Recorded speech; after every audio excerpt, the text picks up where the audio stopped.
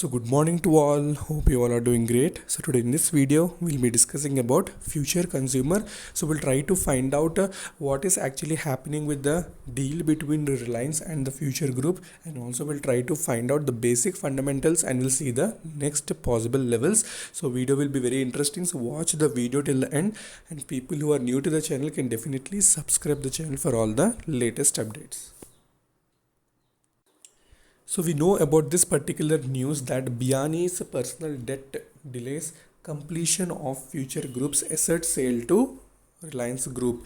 So we know that almost the deal, which is of 23,000 crore, which will happen between the Reliance and the Future Group, and we discussed that in previous videos that Future Enterprise will be the company into which all these other companies will be merged.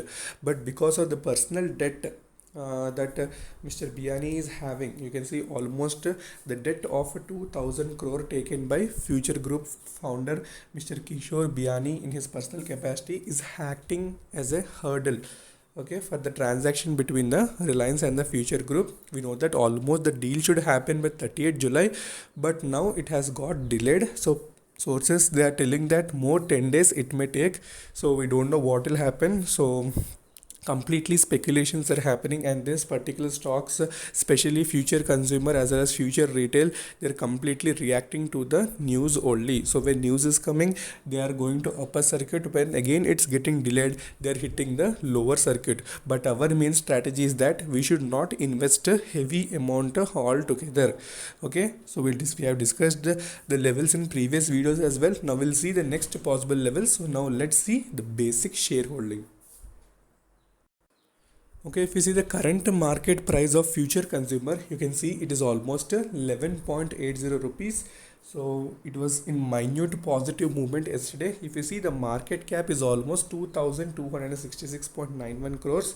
And if you see, industry P is 65. So we know that it belongs to FMCG, that is consumer based. So we know that when we compare it with other competitors like Hindustan Unilever, Britannia, you can see their P is very high. It almost is around the 66, 67. So that demand is there for this particular FMCG sector. But currently there is no PE for this. We know that in recent quarters it has reported losses. So next, if we see, the deliveries are almost 57.86. Next, if we see the shareholding summary of Future Consumer, you can see that almost promoter is having almost a 44.8% stake. Then you can see FIIs are having almost 15.8% stake, and general public are having 38.3%. Okay, you can see FIIs are having a very good amount, and promoter is also having a very decent, that is 44.8. Now we'll see the historical promoter holding in this particular company.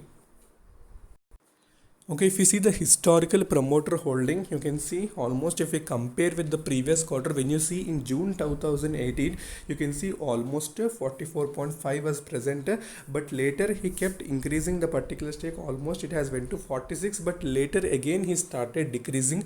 Now currently we are having almost 44.8, and you can see the red color one is the pledging. Okay, pledging is the thing in which the promoter takes amount from the bank and he gives the shares to the bank. So that is called as pledging. So you can see pledging has started increasing from 2018 only. You can see 52% pledging was there, and almost it has gone to 93. But in previous quarter he has slightly reduced the pledging as well. Okay, so we know that the pledging only was the main concern which brought these particular shares, especially Future Group shares, downwards. Okay, so you can see what actually happened. Promoter pledging almost reduced to 92.45% as of June 2020 quarter. You can see that, and promoter holding has marginally changed to 44.83. And see, mutual fund holdings marginally changed. So number of mutual funds, they have slightly reduced their particular holding in Future Consumer as well. So we'll see what are those mutual fund houses and what are the financial holdings of this particular company. Okay, if we see the mutual fund houses, what they have done in this particular Future Consumer share, you can see that almost these many houses are having this particular stake. You can see almost completely everything is red, because so many mutual fund houses have reduced their stake in this particular company. Only we can see ICICI Pru mid cap has increased its particular stake. You can see almost 1.57% is there, and rest of all you can see everything has been in red because there has been decrease in the stakeholding as well. Okay, and rest of all you can see Tata Retirement Savings Moderate is also having Motilal Oswal has also had a very good amount. You can see almost 1.10% still the stake is there. And next you can see Motilal Oswal Nifty 500, it's almost having 11.38%. So these are the basic okay houses which are having a very decent amount in this particular company.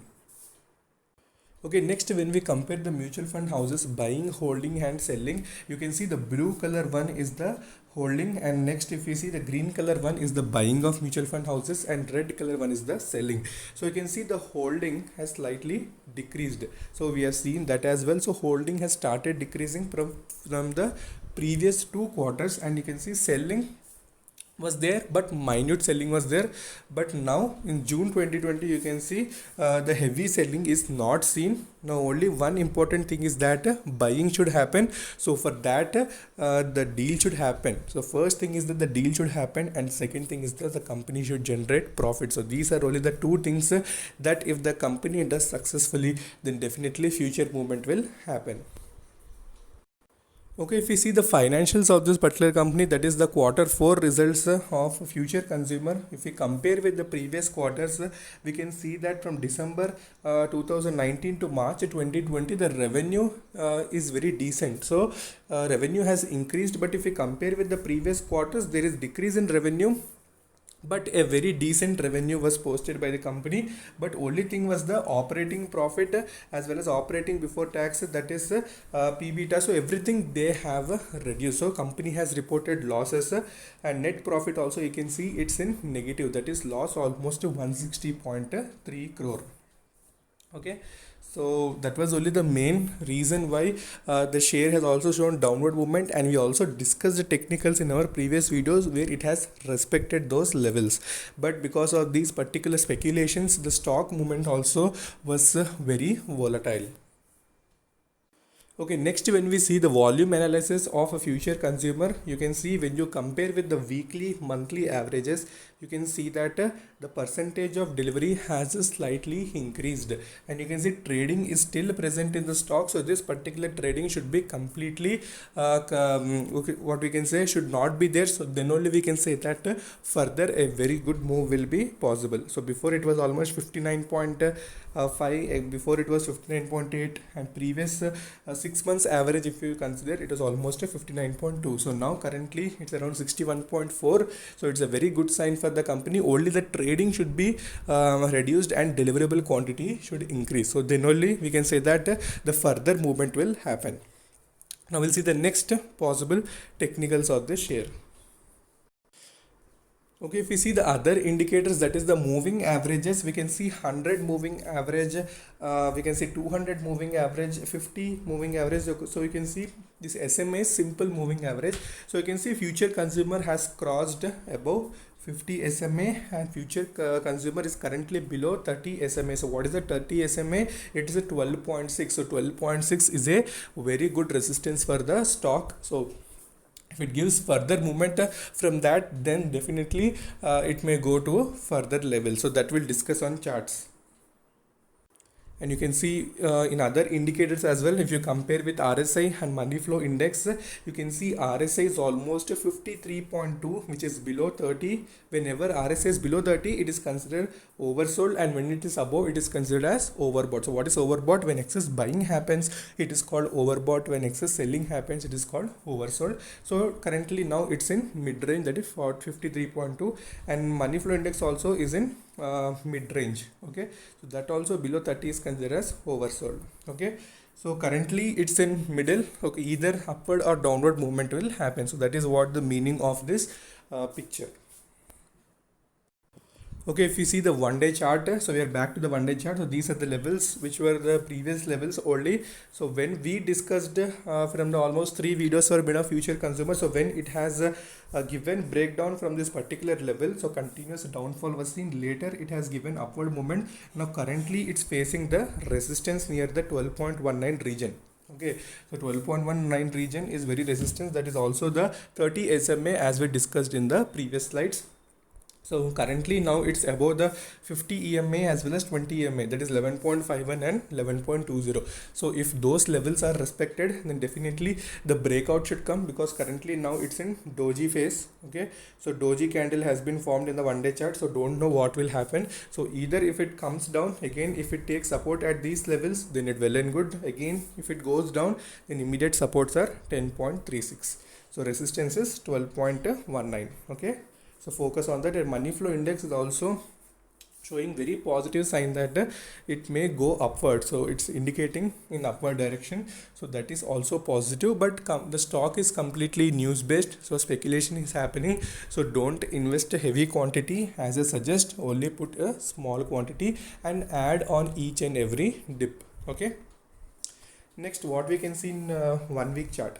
So if you see the 1 week chart, you can see that the stock has formed a doji in 1 week chart as well. So it's forming doji. So same, the resistance is 12.19 and also the 20 EMA is present at that particular level. So it will be a very good breakout if it gives movement above 12.19. Okay, so focus on those two levels. Okay, so one is 12.19 and other one are the two supports which I have discussed, that is 11.51 as well as 11.20.